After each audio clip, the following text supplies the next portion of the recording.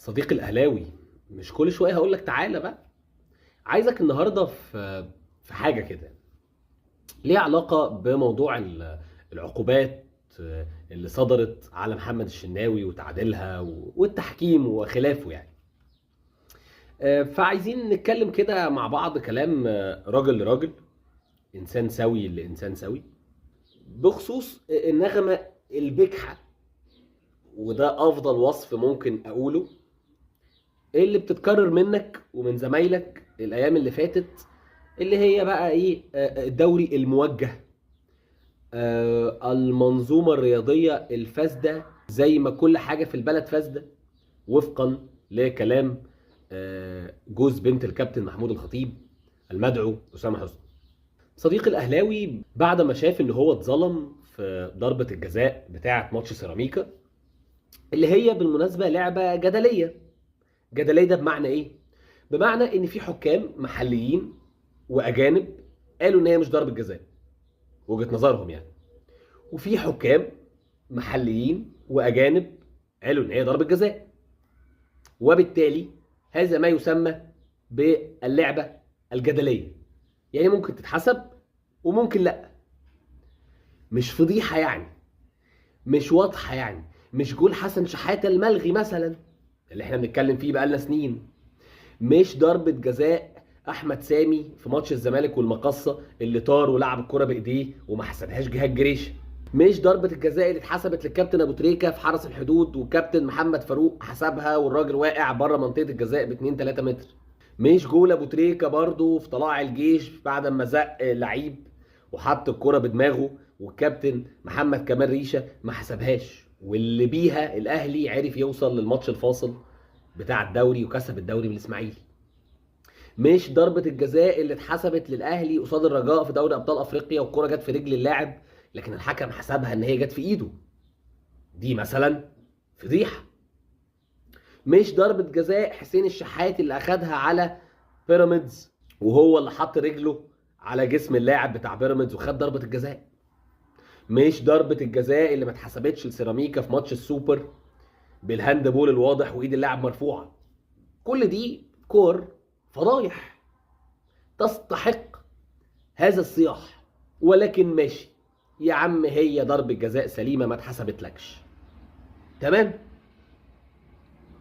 هنا بقى صديقي الاهلاوي توقف عنده الزمن، لا بقى فاكر اللي فات ولا عايز يتكلم في اللي جاي، وقرر ان ضربة الجزاء دي دليل قاطع ودامغ على ان هذا الدوري موجه ضد الاهلي، وان اتحاد الكوره والمنظومه الرياضيه فاسده. ده دليله يعني.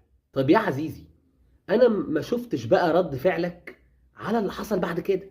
ما شفتش رد فعلك على ضربة الجزاء اللي ما اتحسبتش عليك في ماتش سموحة. ها ايه، المنظومة رجعت تاني مش فاسدة ولا ايه؟ الدوري ما بقاش موجه ولا ناس وديت؟ ما شفتش رد فعلك على تعديل عقوبة الكابتن محمد الشناوي من 4 ماتشات ل2 بدون اي سبب واضح ولا سند قانوني. ليه بدون سند قانوني؟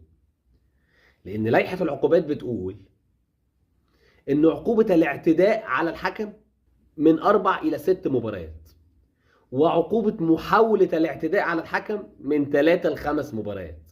فلجنة المسابقات شافت ان اللي عمله الشناوي ده اعتداء على الحكم، فادت له اقل العقوبة اللي هي 4 مباريات. فالاهلي قدم التماس حقه. الطبيعي بقى ان لجنة التظلمات دي تعمل حاجة من 2، ملهاش تالت.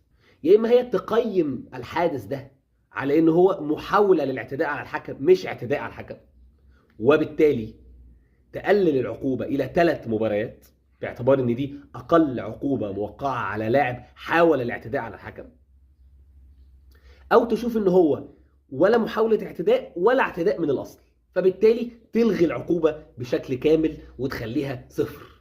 لكن الماتشين دول ما انزل الله بها من سلطان. فايه قولك بقى دلوقتي؟ هل ما زالت المنظومة فاسدة؟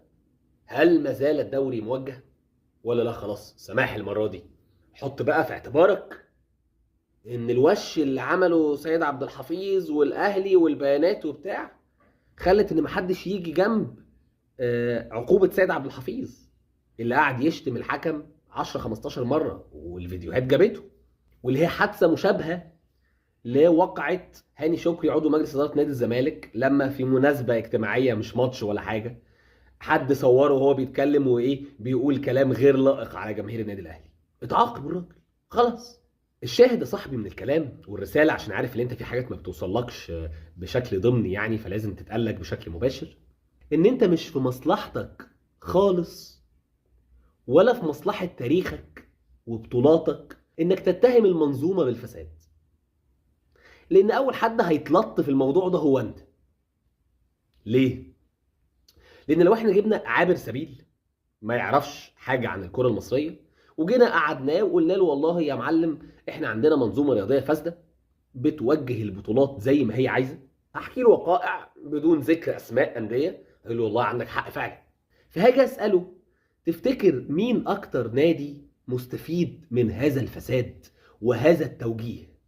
الراجل بمنتهى البساطه هيقول لي والله النادي رقم 1 الاكثر تتويج، بطبيعه الحال هيكون هو الاكثر استفاده، منطقي يعني. فانا بقالي سنين بصيح على المجاملات وعلى الفساد بين قوسين يعني اللي موجود داخل منظومه الكره المصريه. انا كزملكاوي بعمل كده بقالي سنين طويله، وانت كنت بتدافع وعندنا يعني بدل الدليل ملايين. فخليك كده صاحبي، لان لو انت دلوقتي مشيت معايا واتهمت المنظومه الرياضيه بالفساد وبقينا احنا الاتنين على نفس الموجه، احنا الاتنين بنأكد ان المنظومه فاسده وبان في توجيه للبطولات، هتطلع انت الخسران. فركز كده صاحبي، مش موسم صفري هتطلع بيه جايز يعني اللي هيعمل فيك كده، اللي هيخسركوا بعض، لان باللي انت بتعمله ده بتتورط. ورساله اخيره بقى لاتحاد الكوره، اللجنه اللي غيرت العقوبه واخرين وكل الناس يعني، سيبك بقى من عقوبه لعيبه الاهلي او وقائع مشابهه او حتى العقوبات اللي بتتم على لعيبه الزمالك على مر التاريخ. هنا انت ممكن تلاقي نفس الواقعه اديت فيها لاعب من الاهلي عقوبه ماتشين واديت هنا 8 مثلا. لكن اللي الناس مش واخده بالها منه ان لو انت قريت كده في الاخبار الصغيره غير المهمه هتلاقي وقائع شبه دي، شبه اللي عمله الشناوي ده مثلا ويمكن اقل منه، في الدرجات الدنيا، الدرجه الثانيه الثالثه الرابعه او في قطاعات الناشئين. هتلاقي بقى بمنتهى السهوله قرارات بالشطب، بالايقاف عام، بالايقاف 6 شهور، بمنتهى البساطه، بمنتهى السهوله. فيا مسؤولين يا محترمين، يا اللي المفروض عندكم ضمير وفي منكم بياخد راتب من ورا شغله ده، واعضاء اللجان المسابقات ولجان الانضباط اللي المفروض ان هو بشكل او باخر قاضي يعني، راعي ضميرك، راعي ربنا، راعي شكلك ومنظرك قصاد ولادك اللي لو ركزوا في اللي انت بتعمله هيزعلوا قوي، هيتحرجوا. الطبيعي ان يحصل العكس، ان كل ما اللاعب قيمته زادت، كل ما النادي قيمته زادت، كل ما العقوبه تبقى اشد، مش العكس. وهنا بقى اهلي وزمالك وكله ما يجيش يتقال لنا.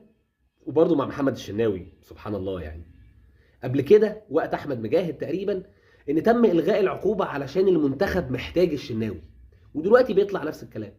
انباء بتقول ان حسام حسن اتدخل لتقليل العقوبه عشان هو محتاج ان الشناوي يلعب له ماتش ولا 2 قبل كاس العالم. ده ما يصحش. ده محمد الشناوي ده كون ان هو حارس مرمى منتخب مصر الاساسي المفروض يتعاقب اكتر من بقيه الناس لما يغلط، مش اقل. فاستقيموا، استقيموا